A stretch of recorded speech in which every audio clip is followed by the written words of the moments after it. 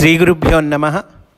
శ్రీమద్భాగవతమునకు మాస్టారు ప్రసాదించిన వివరణను చెప్పుకుంటూ ఉన్నాము. అందులో భాగంగా సనకసనందనాదులతో శ్రీ మహావిష్ణువు తెలియచేయుట అనేటువంటిది అంశంలో ఉన్నామండి. మనం గోవులను, బ్రాహ్మణులను, దీనులను, నన్నును భేదభావముతో చూచువారు అధోగతి పొందుదురు. ఈ మాటని చాలా విస్తరించారండి మాస్టారు.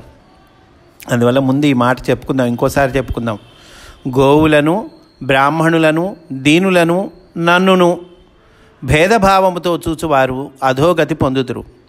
వారి ఎడల యమదూతలు మహాసర్పముల వలె విజృంభింతురు. భయంకరమైన గ్రద్దలు రాబందుల వలె ముక్కులతో అవయవములను చీల్చి తిందురు.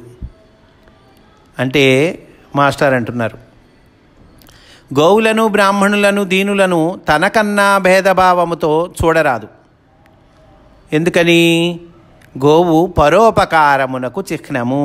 గోవు సింబల్ ఫర్ పరోపకారం అటండి. పరులకు ఉపకారం చేయటం అనేటువంటి దానికి చిహ్నం అంట. ఎంత గొప్ప చూడండి. దాని క్షీరము దాని బిడ్డ కన్నా ముందు మానవులు ఉపయోగించుకొనుచున్నారు.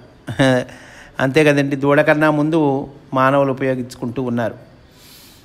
కనుక గోవు పూజనీయము. గోవు కన్నా మానవ జాతి జీవ పరిణామమున ఉత్తమమని భ్రమపడినను, గోవు కన్నా మానవులు పరిణామంలో ఉత్తములు అంటున్నాం కదండి. అని అంటున్నప్పుడు నీ బిడ్డకిచ్చు క్షీరమున నాకు కొంత భాగం ఇచ్చేదవా అని మానవులను అడిగినచో తన్నుదిరే కానీ క్షీరమియ్యరు. మానవుల దగ్గరికి వెళ్ళి మానవులు, అమ్మ నీ బిడ్డకిచ్చే క్షీరంలో నాకు కూడా కొంత భాగం ఇస్తావా అంటే ఏమంటారు? తంతారు.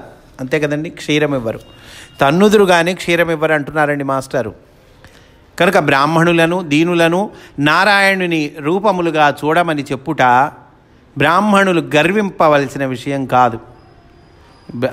నారాయణ రూపాలుగా చూడండి బ్రాహ్మణులని అని అన్నారు అని బ్రాహ్మణులు గర్వించారనుకోండి, పొరపాటు అంటున్నారు. ఎందుకని? బ్రాహ్మణ ధర్మమునకై వారిని పూజింపవలను. వారిని ఎందుకు పూజించాలి? ఆ ధర్మం గొప్పది, బ్రాహ్మణ ధర్మం.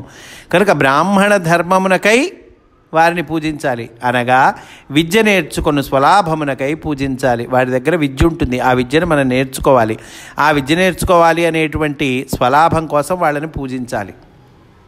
ఇక దీనులను పూజించుటలో జాలి తప్ప ప్రయోజనము ఉండదు. కనుక నిష్కామ కర్మయోగము అభ్యసనము అగును. దీనులను పూజించటం అంటే ఏంటండి? దీనులంటే ఏంటి? పాపం ఏమీ లేని వాళ్ళు. వాళ్ళని పూజించడంలో మనం జాలి పట్టం అనేటువంటిది ఉంటుంది. అంతేకాని వాళ్ళు తిరిగి మనకేదో చేస్తారనేటువంటి ప్రయోజనాన్ని ఆశించటం అనేటువంటిది ఉండదు. కనుక దీనులను పూజించడం వల్ల ఏమొస్తుంది? నిష్కామ కర్మయోగము అభ్యాసము అగుతుంది అంటున్నారు. యమదూతలను కృతాంత భటులు అనుట వలన యముడనుగా యమమనియు, కృతాంతుడనగా చేసుకొనిన దానికి చివర కలుగు ఫలితము రూపమున సాక్షాత్కరించుననియు అర్థము. యమము లేనివానికి ఆహార విహారాది నియమములు ఉండవు. కనుక రోగములు సర్పముల వలె, గ్రద్దల వలె పీకి తినును. ఇంకను ప్రవర్తనలో హద్దులు లేకుండుట వలన శత్రుబాధలు, పోరాటములు, హత్యలు మున్నగనవి కూడా అనూహ్యములు అంటున్నారు. గోవులను, బ్రాహ్మణులను, నన్నును, దీనులను భేదబుద్ధితో చూచువాడు అధోగతి పాలగునని చెప్పుటలో మరి ఒక విశేషం ఉంది. ఇంకో విశేషం కూడా ఉందటండి. ఏమిటది? ఆత్మవత్ సర్వభూతాని అను వాక్యమునకు ఇది వ్యాఖ్యానము. ఆత్మవత్ సర్వభూతాని అనేదానికి వ్యాఖ్యానం. నన్నును అన్న చోట తనతో భేదము లేకుండా చూచువాడే నారాయణ ధర్మము అవలంబించువాడని అర్థము. ఇందు మరి ఒకరిని శపించు బుద్ధి గలవానికి ఇది సాధ్యపడదు. మరి ఒకరిని శపించేవాడు నారాయణ్ణి చూడలేదు వాళ్ళలో అనే కదండి అర్థం. కనుక ఎదుటివానిని తనవలే చూచువాడు శపించడు. ఇచ్చట సనకాదులు శపించిరి. కనుక నారాయణ ధర్మము నుండి భ్రష్టులైరని సూచన. నారాయణ ధర్మం నుండి భ్రష్టులయ్యారు ఈ సనకసనందనాదులు అని సూచన చేస్తూ ఉన్నారు స్వామి. శపింపబడిన జయ విజయులను నారాయణుడు కూడా రక్షింపలేడు. కనుక వారు దీనులను నాతో సమానముగా చూడవలెను అని చెప్పుటలో సనకాదులు ఎట్లు ప్రవర్తింతురో తెలియుటకై నారాయణుడు జై విజయులను దీనులుగా నిలిపెను అంటున్నారు. ఈ పరీక్షలో ధర్మము తప్పిన వారిని కృతాంత భటులు త్రాచుపాముల వలె పగబట్టి గ్రద్దల వలె ముక్కులతో పొడిచి తిందురని చెప్పబడినది. అంటే ఏంటి? శపింపబడిన జయ విజయులు భూలోకమున హిరణ్యాక్ష హిరణ్యకశిపులుగా దిగివచ్చి దీని ఫలము అనుభవింపచేయగలరని హెచ్చరిక. ఇందు నారాయణ ధర్మమున ఎవరి యందునూ పక్షపాతము లేదు, ఎవరిని స్వయముగా రక్షింపడు. వైకుంఠ రాజ్యమున రక్షణ పొందుటకు రెండే మార్గములు అంటున్నారండి. అంటే ఏంటి? శాపాన్ని పొందినటువంటి ఈ జై విజయులు ఏం చేస్తారు? భూలోకంలోకి వెళ్ళి రాక్షసులుగా జన్మిస్తారు. రాక్షసులుగా జన్మించి ఎవరినండి వాళ్ళు ఇబ్బంది పెట్టేది? నారాయణ ధర్మమున వాళ్ళు వీళ్ళనేగా, ఈ ఋషుల్ని, మంచి వాళ్ళని, సాత్విక గుణం వాళ్ళని వీళ్ళనేగా ఇబ్బంది పెట్టేది. అందువల్ల వీళ్ళని శపించడం వల్ల ఏమైంది? కృతాంత భటులు త్రాచుపాము వలె పగబట్టి గ్రద్దల వలె ముక్కులతో పొడిచి తిందురని చెప్పబడినది. అదండి. చివరిగా ఏమంటున్నారు? ఎవరిని స్వయంగా రక్షింపడు నారాయణుడు, వైకుంఠ రాజ్యమున రక్షణ పొందుటకు రెండే మార్గములు అని అంటున్నారండి. ధర్మమునకు ఎవరి యందునూ పక్షపాతము లేదు అని కూడా అంటున్నారు. వైకుంఠ రాజ్యమున రక్షణ పొందుటకు రెండే మార్గములు అన్నారండి నారాయణుడు. ఆ రెండు మార్గాలు ఏంటో చూద్దాం. ఒకటి, తాము చేసుకొనిన సత్కర్మ తమతో భేదము లేకుండా ఇతరులను చూచుట తమకు రక్షణనిచ్చును. మనం చేసుకున్నటువంటి మంచి పనులు ఏవైతే ఉన్నాయో అట్లాగే మనతో భేదం లేకుండా ఇతరులను చూచుట అంటే నిన్ను నువ్వు ఎలా చూసుకుంటున్నావో ఇతరులను కూడా అలానే. అంటే నీలో ఉన్నది అతనిలో ఉన్నది పరమాత్మే. తమతో భేదము లేకుండా ఇతరులను చూచుట తమకు రక్షణనిచ్చును, మనకి రక్షణనిస్తుంది మనం చేసుకున్నటువంటి సత్కర్మ. చేసి కొనిన సత్కర్మ ఫలము అనుసరించి ఎప్పటికప్పుడు తగుమాత్రము రక్షణ లభించుచుండును.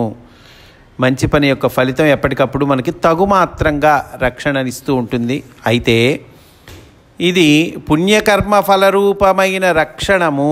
పుణ్యకర్మ మంచి పనులు చేయటం ద్వారా వచ్చినటువంటి రక్షణము. ఇది ఒక మార్గం. రెండో మార్గం ఏంటి? శరణాగతి చెందుట. అంటే సర్వకర్మలను భగవదర్పణముగా ఆచరించుట వలన భగవంతుడు స్వయముగా రక్షించును. అన్ని కర్మలను కూడా భగవంతుడికి అర్పణగా ఆచరించటము. అప్పుడు భగవంతుడే స్వయంగా రక్షిస్తాడు. అది ఇందలి రక్షణము తరుగనిది అంటూ ఉన్నారు. ఇది తరిగేటువంటిది కాదు. మామూలుగా ఏదో మంచి పనులు చేసుకుంటాం, దానికి తగుమాత్రము రక్షణ లభిస్తుంటుంది. అది పుణ్యకర్మ ఫల రూపమైన రక్షణ అన్నారు. ఇది మొదటి మార్గం అన్నారు. రెండోదేమో శరణాగతి చెందుటము. అప్పుడు అన్ని పనులను కూడా భగవదర్పణంగా చెయ్యాలి. ఒక దీనుడికి లేనివాడికి ఏమన్నా అన్నం పెడుతున్నాం, ఇది భగవంతుడికి పెడుతున్నాం. అది అక్కడ భగవదర్పణంగా సర్వకర్మలను చేయటం. అప్పుడు భగవంతుడు స్వయంగా రక్షిస్తాడు. ఇందలి రక్షణము తరుగనిది అంటున్నారు. బ్రాహ్మణులు అనేక విధములుగా పరాభవించినను చిరునవ్వుతో, సంతోషముతో, పూజ్యభావముతో, సరసములైన వాక్యములతో పొగడుచు తండ్రిని కుమారులు పిలిచినట్లు ప్రేమతో పిలిచిన వారు నాతో సమానులు అంటున్నారండి శ్రీమన్నారాయణుడు. అయ్యా, నాతో సమానమైన వాళ్ళు ఎవరు? బ్రాహ్మణులు అనేక విధాలుగా పరాభవించినా కూడా చిరునవ్వుతో, సంతోషంతో, పూజ్యభావంతో, సరసమైనటువంటి వాక్కులతో ఎవరైతే పొగుడుతూ ఉంటారో తండ్రిని కుమారులు పిలిచినట్లు ప్రేమతో పిలిచిన వారు నాతో సమానులు అంటున్నారు. ఇక్కడ మాస్టర్ చెప్తున్నారండి, ఇది నా పద్ధతి. శ్రీమన్నారాయణ చెప్తున్నాడు, నా ద్వారపాలకులు మీరు కోపించినప్పుడు మీ ఇట్లే ప్రవర్తించారు కదా, కనుక వారిని ద్వారపాలకులుగా చూడరాదు, నన్నుగా చూచుట నేర్చుకొనుడు అంటున్నాడు. వ్యంగ్యంగా చెప్తున్నాడు ఇక్కడ. మొత్తము ఈ జై విజయుల కథ అంతా కూడా శ్రీమన్నారాయణుడు సనకాదులతో మాట్లాడుతూ ఉన్నాడు. దాదాపుగా మొత్తం వ్యంగ్యంగా మాట్లాడుతూ ఉన్నాడండి. లోపల ఒక అర్థం ఉంది. అంటే సగౌరవంగా వాళ్ళతో మాట్లాడుతూ ఉన్నాడు. నా ద్వారపాలకులు మీరు కోపించినప్పుడు మీ ఇట్లే ప్రవర్తించారు కదా అంటే ఏంటి? బ్రాహ్మణులు కోపించినా కూడా పాపం వాళ్ళు సంతోషంతో, పూజ్యభావంతో, సరసమైన వాక్కులతో మిమ్మల్ని పొగిడారు. కనుక నా ద్వారపాలకులు ఎవరు? నేనే. నన్నుగా చూచుట నేర్చుకొనుడు అని సగౌరవముగా నిందించుట ఇందలి ధ్వని.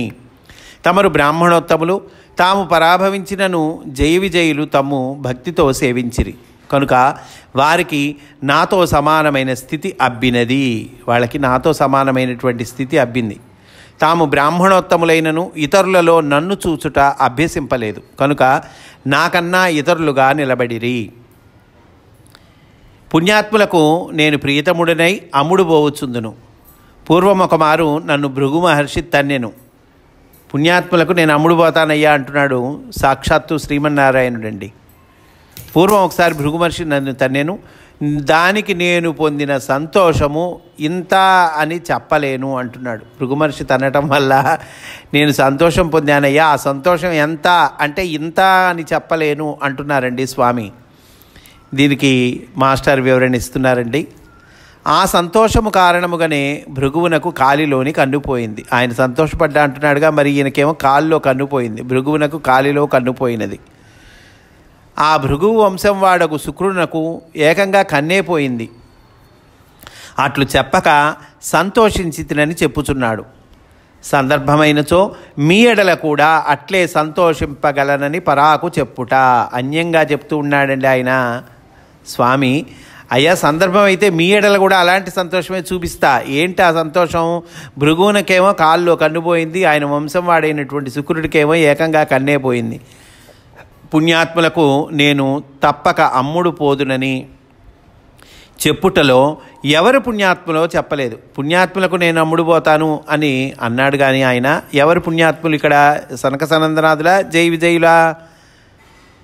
భృగు మహర్షి ఉదాహరణతో బ్రాహ్మణులకు అమ్ముడు పోవుదునని వాని అభిప్రాయముగా పొరపడుటకు వీలున్నది. బ్రాహ్మణులకు అమ్ముడు పోతాను నేను అని ఆయన అభిప్రాయంగా పొరపట్టడానికి వీలుందండి భృగు మహర్షి ఉదాహరణతో. ఈ సంభాషణము భ్రాంతిని కలిగించును అంటున్నారు మాస్టారు.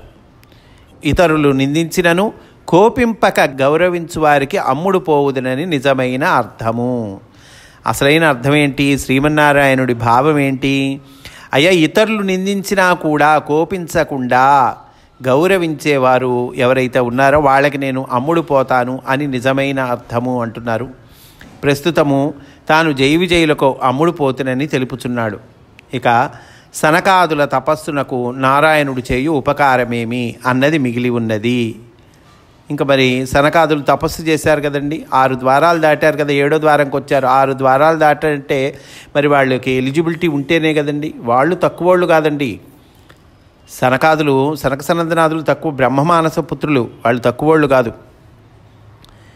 అన్ని తపస్సు చేసినటువంటి వాళ్ళు, వేదశాస్త్రాలన్నీ చక్కగా క్షుణ్ణంగా తెలిసినటువంటి వాళ్ళు కనుక మరి ఇక సనక సనందనాదుల తపస్సునకు నారాయణుడు చేయు ఉపకారమేమి అన్నది మిగిలి ఉన్నది.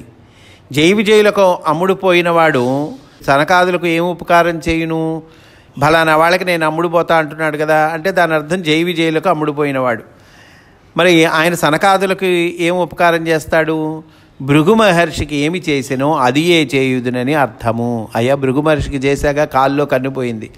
ఆయన వంశం వాడైనటువంటి శుక్రుడికి ఏకంగా అసలు కన్నే పోయింది కనుక భృగు మహర్షికి ఏం చేశానో అదే మీకు కూడా చేస్తాను అని ఆయన అర్థము అని మాస్టర్ మనకి తెలియచేస్తూ ఉన్నారండి.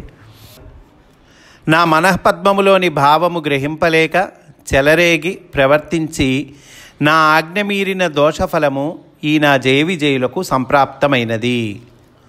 నా మనస్సులోని భావాన్ని గ్రహించలేక చెలరేగి ప్రవర్తించారు. నా ఆజ్ఞ మీరిన దోష ఫలము ఈ నా జయ విజయులకు సంప్రాప్తమైనది. మాస్టర్ అంటున్నారండి ఇక్కడ, నా ధర్మస్వరూపము తెలియక మీరు అదిరిపాటున ప్రవర్తింపగా ఆ దోషఫలమును జయ విజయులు అనుభవించుచున్నారు. కనుక నాకు నచ్చునట్టి ప్రవర్తనము ఎట్లుండునో తెలిసికొనుడు అని సూచన. ఆయన ధ్వని అండి, ధ్వని అంటారు దీన్ని. ఆ లోపల అంతర్లీనంగా ఒక పరమార్థం నడుస్తూ ఉంటుంది. కనుక నా ధర్మస్వరూపం తెలియక మీరు అదిరిపాటున ప్రవర్తించారు. ఆ దోషఫలమును జయ విజయులు అనుభవిస్తూ ఉన్నారు. సనక సనందనాలతో అంటున్నారు, మీరేమో అదిరిపాటుతో ప్రవర్తించారు, పాపం దానికి ఫలితాన్ని జయ విజయులు అనుభవిస్తూ ఉన్నారు. కనుక నాకు నచ్చునట్టి ప్రవర్తన ఎట్లుండునో తెలుసుకొనుడు అని సూచన. నా మనస్సునకు నీతి మార్గమనగా ఇదియే. వీరెట్లును భూమిపై పుట్టక తప్పదు. కానీ అచిరకాలముననే నా సమీపమునకు వచ్చునట్లు మీరు అనుమతింపవలెను అంటున్నాడు స్వామి. అయ్యా, భూమిపై పుట్టక తప్పదు వీళ్ళు, కానీ తొందరలోనే వీళ్ళు మళ్ళీ నా సమీపానికి వచ్చేటట్లు మీరు అనుమతి ఇవ్వాలి అంటున్నారు. ఎందుకంటే శాపం పెట్టింది వాళ్లేగా. అంటే ఏంటి? అనుమతించినచో మీరు అచిరకాలమున నాకు సన్నిహితులగుదురు అని చమత్కృతి. నారాయణుడు ఏ నిర్ణయమైనను చేయగలడు, నిగ్రహానుగ్రహ సమర్థుడు. అయినను ఈ బ్రాహ్మణులు బాగుపడవలెనన్నచో జైవిజయులు బాగుపడవలెనని మనస్సును అనుమతింపవలెను. అంటే బ్రాహ్మణులు బాగుపడాలి అంటే కనుక, అంటే సనకసనందనాథులు బాగుపడాలి అని అంటే కనుక, అయ్యే జైవిజయులు బాగుండాలి అని వాళ్ళు అంగీకరించాలి, మనస్సును అనుమతించాలి వాళ్ళు. ఈ జైవిజయులు అచిరకాలమున నా దగ్గరకు వచ్చినట్లు అనుమతింపవలయును అని విష్ణువు పలుకుటలో ఒక విశేషం ఉన్నది. ఎంత త్వరగా వీరు నా దగ్గరకు రావాలని మీరు కోరుదురో అంత త్వరగా మీకు శుభము కలుగునని అర్థము. అందులకు అనుమతింపనిచో జైవిజయులు చిరకాలము రాక్షసులై భూలోకమున మీ బోటి సజ్జనులను తన్నుచుందురు. జైవిజయులు ఎక్కువ కాలం ఉంటే ఎవరికి నష్టం? ఈ బ్రాహ్మణులకి, ఋషులకి, వీళ్ళకే నష్టం. సాత్విక గుణం వాళ్ళకే మీ బోటి సజ్జనులు అంటారు కదా, వాళ్ళకే నష్టం. ఎందుకంటే వాళ్ళు తన్ని హింసిస్తూ ఉంటారు కదా రాక్షసులుగా.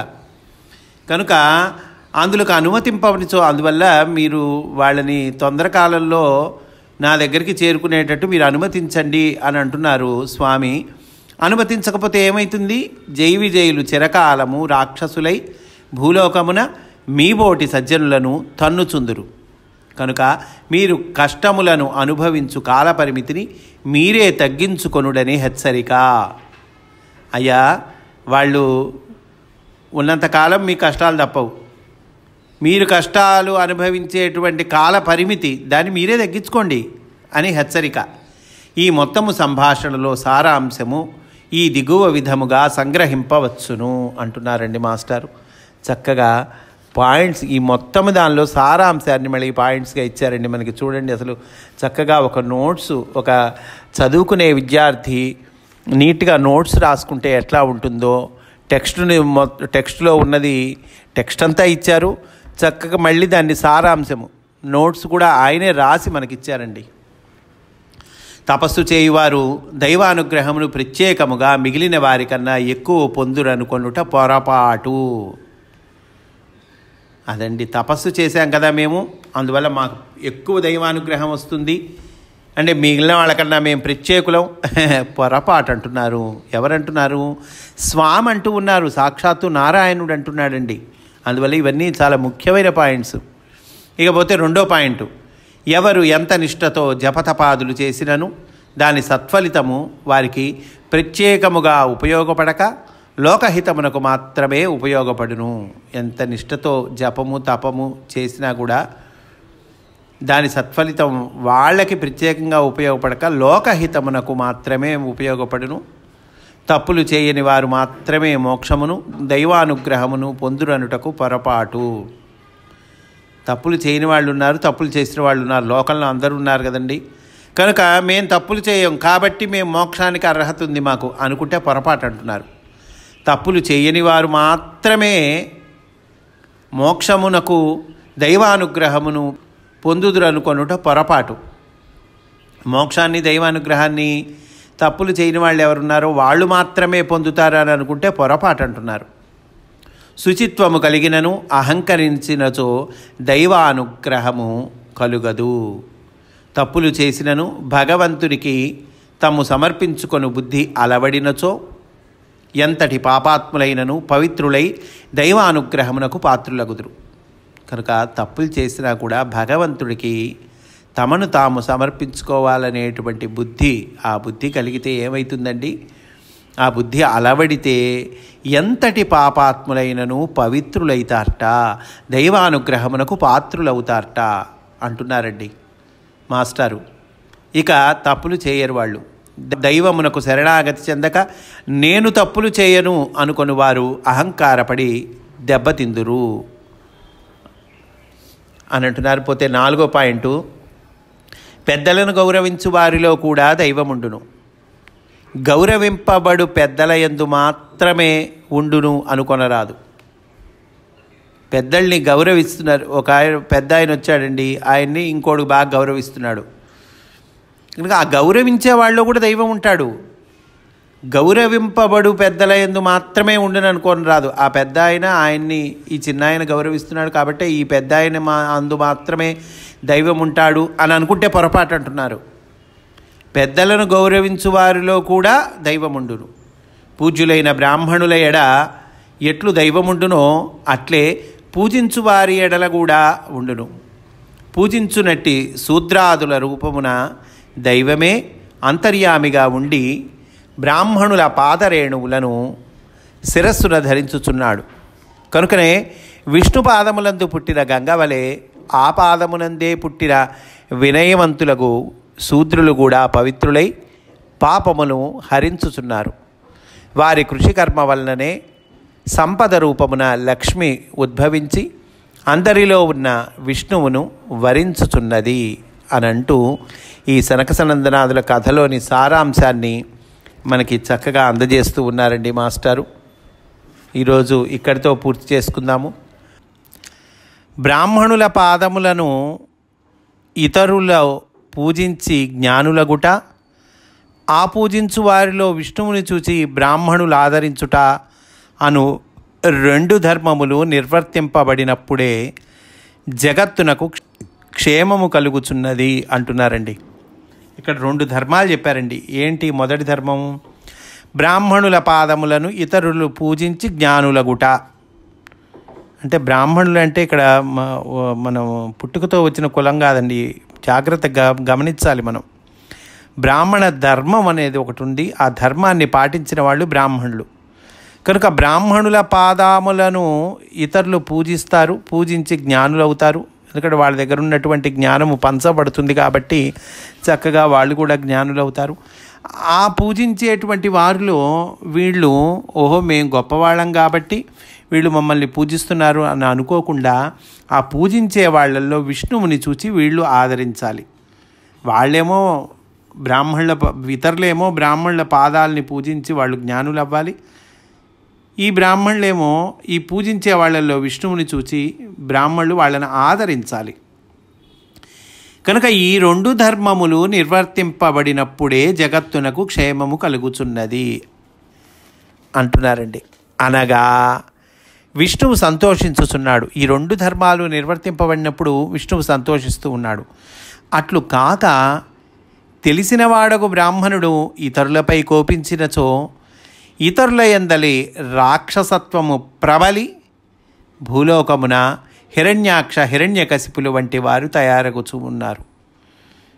కనుక బ్రాహ్మణులు ఇతరుల మీద కోపించారనుకోండి, బ్రాహ్మణులు అంటే అన్నీ తెలిసిన వాళ్ళు, బ్రాహ్మణ ధర్మాన్ని పాటించిన వాళ్ళు, జ్ఞానులు, వాళ్ళే ఇతరుల మీద కోపిస్తే ఏమవుతుందండి?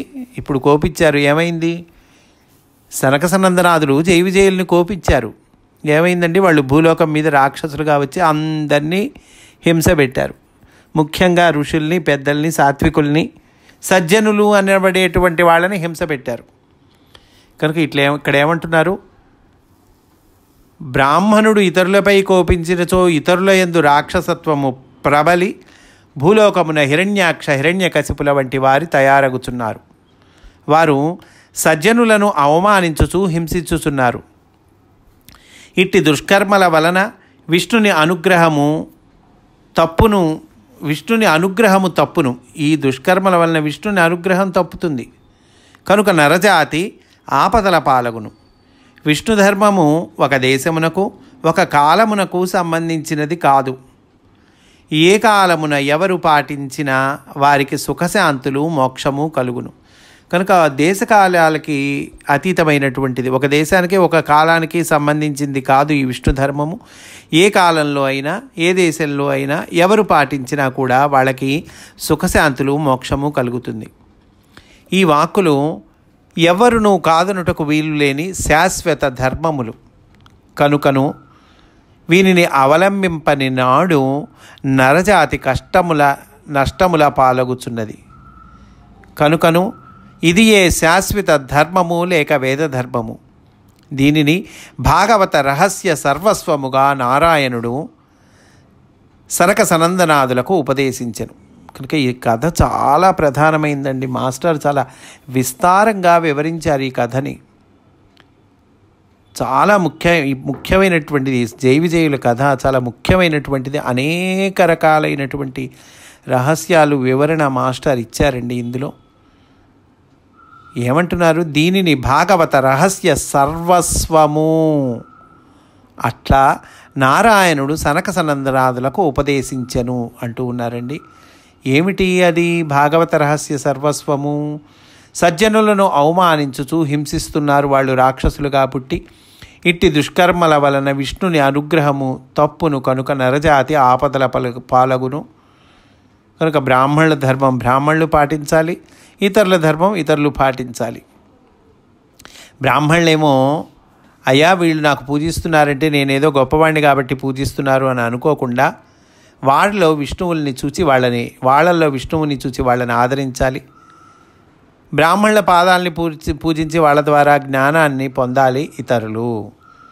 కనుక దీనిని భాగవత రహస్య సర్వస్వముగా నారాయణుడు సనక సనందనాదులకు ఉపదేశించెను. తప్పు చేసిన వారు మరలా గ్రహించి సమర్పణ బుద్ధి చూపినచో అనుగ్రహము కలుగును. కనుక నారాయణుడు సనక సనందనాదులను అనుగ్రహించినట్లు చెప్పబడినది. నరులలో కూడా ఇతరుల తప్పులను గుర్తుంచుకొనక, చూడండి ఇక్కడ మనం నేర్చుకోవాల్సిన సందేశం ఏంటో ఇస్తున్నారు మాస్టారు. మనం కూడా ఏం చెయ్యాలి? ఇతరుల తప్పులను గుర్తుంచుకొనక, ఫలానా వాడు ఈ తప్పు చేశాడు, వాడు ఎందుకు చేయాలి, ఇట్లా ఎందుకు చేయాలి, నన్ను అట్లా అంటాడా, నన్ను అట్లా ఇల్ట్రీట్ చేస్తాడా, నన్ను అట్లా అవమానిస్తాడా, కనుక వాడు తప్పు చేశాడు అని మనం పదే గుర్తు తెచ్చుకుంటూ ఉంటాం. కనుక ఏమంటున్నారు ఇక్కడ? నరులలో కూడా ఇతరుల తప్పులను గుర్తుంచుకొనక వారు బాగుపడుట చూచి సంతోషించు వారి అందు నారాయణుడు అనుగ్రహము చూపును. సనక సనందనాలు వాళ్ళల్లో తప్పులు చూసి వాళ్ళని శపించారు. కనుక ఇతరుల తప్పులను గుర్తుంచుకొనక వాళ్ళు బాగుపట్ట చూసి సంతోషించటము మనం చెయ్యాలి. వారి యందు నారాయణుడు అనుగ్రహం, అలా గనక మనం చేస్తే మన యందు నారాయణుడు అనుగ్రహాన్ని చూపిస్తాడు. ఈ సంభాషణమును నారాయణుని నుండి ఉపదేశమందిన బ్రహ్మ దేవతలకు చెప్పెను. మనకి భాగవత పరంపర తెలిసిందే కదండి. బ్రహ్మ వలన ఉపదేశింపబడిన నారదుడు వ్యాసునకు చెప్పెను. వ్యాసుడు భాగవతముగా రచించెను. దీని వివరణము ఉదాహరణపూర్వకముగా చేయుటయే ఇటుపైన గ్రంథములోని కథ అంతయు. దీని కొరకే హిరణ్యాక్ష హిరణ్యకశిపులు, రావణ కుంభకర్ణులు, శిశుపాల దంతవక్త్రులు మున్నగు వారి కథలు భాగవతమున స్థానము కొన్నవి. రాబోవు కథలలో ధ్రువుడు, పృథు చక్రవర్తి మున్నగు రాజర్షుల కథలును, పురంజనోపాఖ్యానము మున్నగు అర్ధవాదములను, ప్రహ్లాదుడు, అంబరీషుడు మున్నగు ప్రపన్నుల కథలును విస్తరింపబడినవి. అటుపైన ఈ ధర్మము పరిపూర్ణమైన వారి జీవితములు ఎట్లుండునో తెలుపుటకై గోకులము బృందావనమునందలి గోపకుల కథలు చెప్పబడినవి. అట్టి వారితో పాటు నారాయణుడు నరదేహమున భూమికి దిగివచ్చి దుష్టుల బాధల నుండి ప్రపన్నులను కాపాడుట ఎట్లో తెలియజేయుటకై కృష్ణావతార కథ చెప్పబడి ఈ కథతో భాగవతము పూర్తి అగుచున్నది. ఇట్లు పలికిన నారాయణుని సంభాషణలు విని సనకాదులు ఆశ్చర్యపడిరి. సంభాషణము ఎంత మృదులముగా ఉన్నదని పరవశించిరి. మరలా ఆ సంభాషణమును గ్రోలుచు లోపల రోషముతో కూడా కాటువేయబడి బాధపడిరి. మాస్టర్ అంటున్నారండి, పరవశించారు అని అంటున్నారు, బాధపడ్డారు అని అంటున్నారు సనక సనందనాదులు. ఆయన శ్రీమన్నారాయణుని చెప్పిన మాటలు విన్నటువంటి సనక సనందనాదులు పరవశించారట, మళ్ళీ కాటు వేయబడి బాధపడ్డారట. రోషముతో కూడా కాటు వేయబడి లోపల బాధపడ్డారట. ఏమిటండి దీనిలో విచిత్రం అంటే కనుక మాస్టర్ చెప్తున్నారు, సంభాషణలోని నాగరికతకు ఆశ్చర్యపడిరి, కానీ అందలి అర్ధస్ఫురణలకు భరింపరాని బాధను అనుభవించిరి అని అంటున్నారండి. జైవిజయుల కథను చెప్పుకుంటున్నాము. అందులో మనం నేర్చుకోవాల్సినటువంటి అంశములు లేదా లోపల దాగి ఉన్నటువంటి పరమార్థము, అంతరార్థము మాస్టర్ మనకి చక్కగా సారాంశంగా వివరిస్తూ ఉన్నారు. ఆ సందర్భంలో ఉన్నాం. రేపు కూడా ఇదే అంశంలోని విశేషాలను చెప్పుకుందాము అని సవినయంగా మనవి చేసుకుంటూ, స్వస్తి. వాసుదేవ.